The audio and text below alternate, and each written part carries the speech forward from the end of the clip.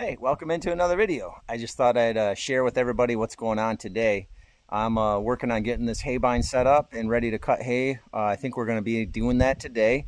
In the process of power washing and greasing and servicing and getting ready to go, I noticed there was a damaged spot on the steel, and I'm going to show you that right now.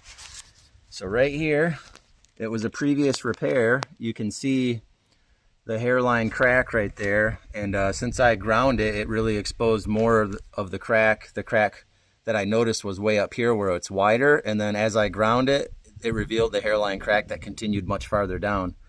And so we bought this piece of equipment this way, and it was used. It still works great. It's just, you know, it's had a previous life before we got to it, and so this was a former repair, and it was probably done okay. It just wears out over time, and it's a lot of abuse on this cutter bar.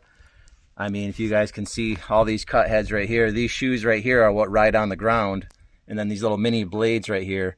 And I'm going to rotate this just gently. You can see everything turns together, and that's how the hay gets cut.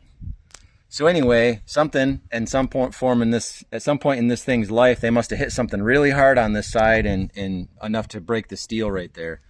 So that's what I'm up to today. I'm at my house in my garage because that's where the good welder lives. We've got a stick welder that lives at another ranch location, but the good welder's in my garage, and so a lot of times I bring equipment down here that needs welding.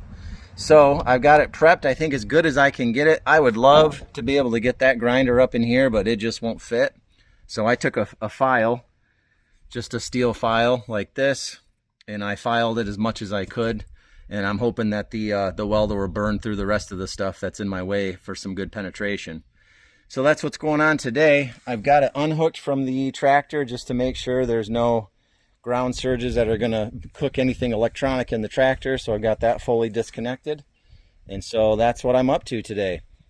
So hopefully this repair goes well and it holds up for another, at least until we're ready to actually replace this. I tell you, you never want to replace equipment because it's expensive, as we found out, you know, with the tractor.